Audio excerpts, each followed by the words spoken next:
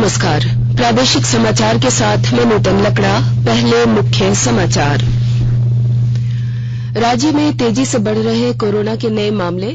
पिछले 24 घंटों में रांची में सबसे अधिक 1537 नए संक्रमित मिले। पूर्वी सिंहभूम जिले से 923 और बोकारो से 194 नए मामले। प्रधानमंत्री नरेंद्र मोदी ने सभी पात्र लोगों से एहतियाती कोविड टीका लगाने का किया अनुरोध। राष्ट्रव्यापी अभियान के तहत अब तक देश में लगाए जा चुके हैं 152 करोड़ 89 लाख टीके। जनजातीय मामलों के केंद्रीय मंत्री अर्जुन मुंडा ने हॉकी, फुटबॉल और अन्य खेलों को बढ़ावा देने के लिए खूंटी जिले के विभिन्न खेल मैदानों के जीर्णोद्धार की अनुशंसा। और राजधानी रांची समेत आसपास के जिलों में आज हुई बारिश से बढ़ी ठंड। 13 जनवरी तक गरज के साथ हल्के से मध्यम दर्जे की बारिश की संभावना। और अब समाचार से पहले एक जरूरी संदेश।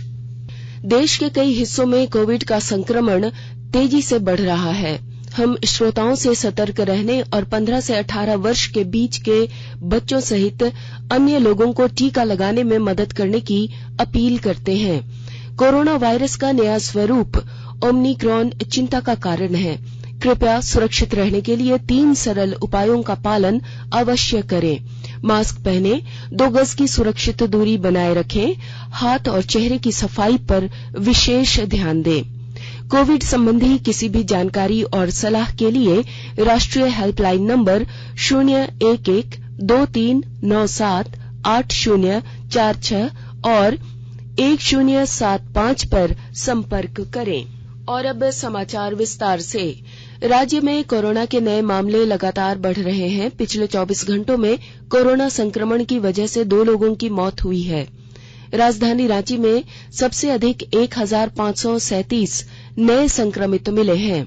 स्वास्थ्य विभाग के अनुसार रांची के अलावा अन्य जिलों में भी तेजी से संक्रमितों की संख्या में वृद्धि दर्ज की गई है, जिसके तहत पूर्वी सिंहभूम से 923, बोकारो से 194, देवघर से 173, दुमका से 191, हजारीबाग से 129, धनबाद से 104, चतरा से 52, गढ़वा से 57, गिरिडीह से 10, गोड्डा से 46, गुमला से 98, जामताड़ा से 92, खूंटी से 25, कोडरमा से 89, लातेहार से 36, लोहरदगा से 58, पाकुड़ से 15, पलामू से 109, रामगढ़ से 232, साहेबगंज से 23, सरायकेला से 74, सिमडेगा से 66 और पश्चिमी सिंहभूम से 189 नए मरीज मिले हैं।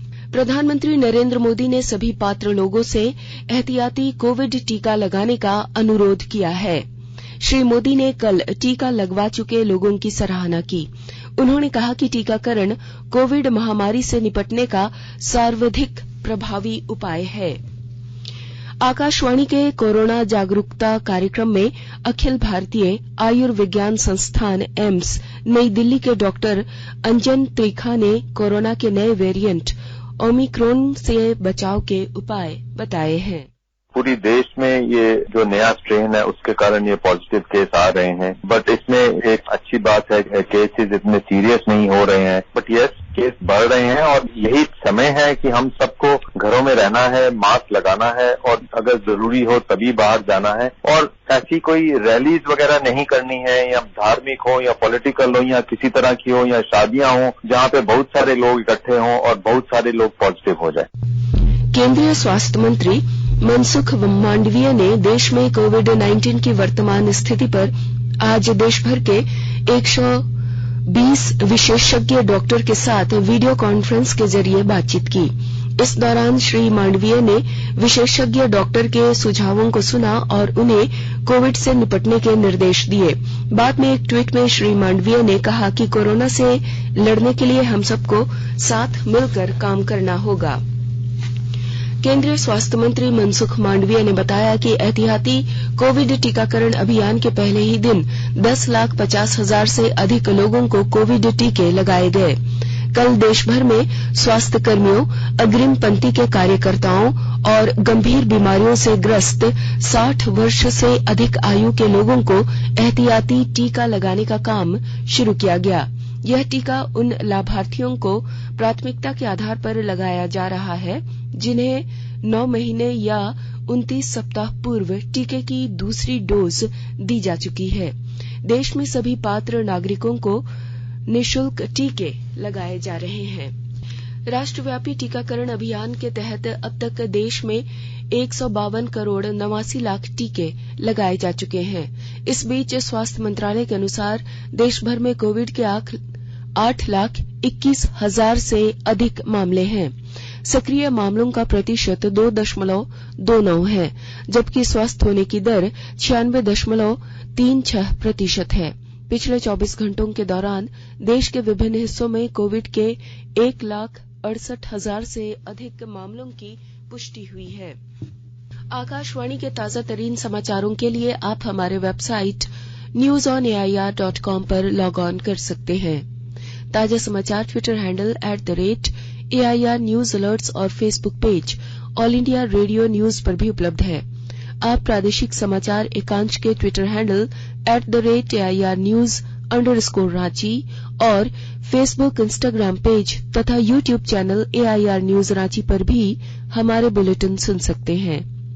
प्रादेशिक समाचार आप आकाशवाणी रांची से सुन रहे हैं और अब पेश है कोरोना से बचाव के कुछ संदेश। चलो मिलकर एक शुरुआत करें, चलो एक फैसला आज करें, मास्क नहीं तो टोकेंगे, कोरोना को रोकेंगे, चलो एक वादा करते हैं, चलो एक वादा करते हैं, मास्क नहीं तो टोकेंगे, कोरोना को रोकेंगे। भारत सरकार द्वारा जनहित में जारी। कोविड-19 से बचाव और सुरक्षित रहने के 3 उपाय। मास्क लगाएं, 2 गज दूरी है जरूरी, सुरक्षित दूरी रखें, हाथ और मुंह साफ रखें। प्रधानमंत्री नरेंद्र मोदी इस महीने की 30 तारीख को आकाशवाणी से प्रसारित होने वाले मन की बात कार्यक्रम में देश विदेश के लोगों के साथ अपने विचार साझा करेंगे। प्रधानमंत्री ने विभिन्न विषयों पर लोगों से सुझाव मांगे हैं जिन्हें कार्यक्रम की अगली कड़ी में शामिल किया जा सकता है। लोग अपने सुझाव नमो ऐप या MyGov ओपन फोरम पर साझा कर सकते हैं। मन की बात कार्यक्रम में प्रधानमंत्री के लिए टोल फ्री नंबर 1800-117800 पर डायल करके हिंदी या अंग्रेजी में सुझाव रिकॉर्ड कराए जा सकते हैं। फोन लाइव इस महीने की 28 तारीख तक खुली रहेगी। 1922 पर मिस कॉल देकर या प्राप्त लिंक का अनुसरण करते हुए SMS संदेश भेजकर सीधे ही अपने सुझाव भेजे जा सकते हैं। इनमें से रिकॉर्ड कराए गए कुछ संदेश मन की बात कार्यक्रम का हिस्सा बन सकते हैं। जनजातीय मामलों के केंद्रीय मंत्री अर्जुन मुंडा ने हॉकी, फुटबॉल और अन्य खेलों को बढ़ावा देने के लिए खूंटी, तोरपा, कर्रा, रनिया, मुरहू और अड़की प्रखंड के खेल मैदानों के जीर्णोद्धार योजना की अनुशंसा की है। उन्होंने इस योजना के तहत अनुमानित व्यय का ब्यौरा जनजातीय कार्य मंत्री को देने का निर्देश दिया है।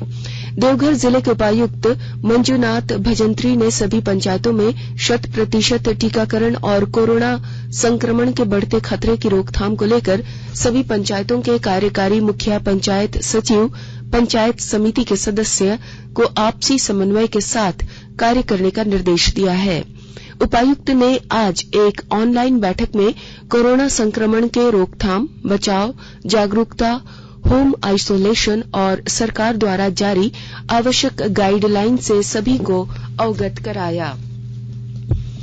स्वास्थ्य कर्मियों, अग्रिम पंक्ति के कार्यकर्ताओं और अन्य रोगों से पीड़ित वरिष्ठ नागरिकों को टीके की एहतियाती डोज देने के लिए नए पंजीकरण की जरूरत नहीं है। दोनों टीके लगवा चुके पात्र लोग किसी भी टीकाकरण केंद्र पर सीधे जाकर या समय लेकर टीका लगवा सकते हैं। इसके लिए ऑनलाइन तारीख और समय निश्चित करने की प्रक्रिया शनिवार से शुरू हो गई है। कोविन प्रणाली से एहतियाती डोज के पात्र लोगों को एसएमएस के माध्यम से संदेश भेजा जाएगा। अमृत महोत्सव के तहत आकाशवाणी के साप्ताहिक क्विज में आइए आप भी शामिल हों। आजादी के 75 वर्षों का पर्व अमृत महोत्सव प्रत्येक बुधवार शाम 7 बजे प्रसारित होने वाले प्रादेशिक समाचार के दौरान पूछे गए प्रश्न का सही उत्तर देने वाले एक प्रतिभागी इनाम का हकदार होगा। इसके लिए सुनते रहिए आकाशवाणी रांची का प्रसारण।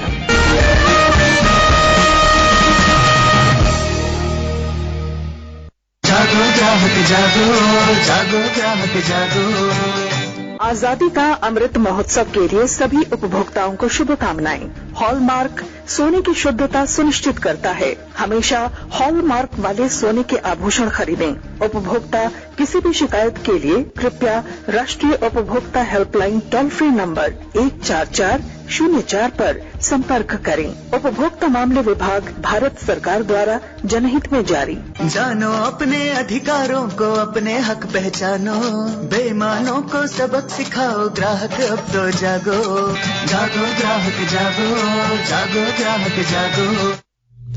प्रधानमंत्री नरेंद्र मोदी कल पुडुचेरी में वीडियो कॉन्फ्रेंस के माध्यम से स्वामी विवेकानंद की जयंती पर 25वें राष्ट्रीय युवा महोत्सव का उद्घाटन करेंगे। उनकी जयंती राष्ट्रीय युवा दिवस के रूप में मनाई जाती है। राष्ट्रीय युवा महोत्सव का उद्देश्य युवाओं को राष्ट्र के विकास के लिए संगठित, सक्रिय और प्रेरित करना है। बोकारो जिले में कोरोना के संक्रमण से निपटने के लिए आज सभी सरकारी और निजी अस्पतालों में मॉक ड्रिल का आयोजन किया गया। इस दौरान एम्बुलेंस के जरिए कोविड संक्रमित मरीजों को अस्पताल लाने, उसे कोविड वार्ड में भर्ती कराने और डॉक्टरों की देखरेख में उसका उपचार शुरू करने की पूरी प्रक्रिया को पूरा किया गया। इसके साथ ही इस क्रम में राज्य सरकार द्वारा जारी कोविड प्रोटोकॉल का भी अनुपालन किया गया। जिले के उपायुक्त कुलदीप चौधरी ने बताया कि इस मॉक ड्रिल का उद्देश्य अस्पताल स्तर पर सारी तैयारियों की जांच पड़ताल कराना था। पलामू जिले के नवाबाजार थाना के पूर्व प्रभारी और वर्ष 2012 बैच के पुलिस अवर निरीक्षक लालजी यादव ने कल रात आत्महत्या कर ली। थाना परिसर से ही उनका शव बरामद किया गया। जिले के पुलिस अधीक्षक चंदन कुमार सिन्हा द्वारा 3 दिन पूर्व ही थाना प्रभारी को निलंबित करते हुए पद से हटाया गया था। इधर इस घटना के विरोध में बड़ी संख्या में लोग आक्रोशित हो गए और पलामू औरंगाबाद मुख्य पथ को थाने के समीप जाम कर दिया गया। पुलिस उप महानिरीक्षक राजकुमार लकड़ा ने बताया कि पूरे मामले की जांच की जा रही है। राजधानी रांची समेत आसपास के जिलों में आज बारिश के बाद ठंड बढ़ गई है। मौसम विभाग के अनुसार रांची समेत पूर्वी सिंहभूम, सरायकेला खरसावां, बोकारो, हजारीबाग, खूंटी और रामगढ़ में 13 जनवरी तक मेघ गर्जन के साथ हल्के से मध्यम दर्जे की बारिश हो सकती है। इस दौरान वज्रपात भी हो सकता है।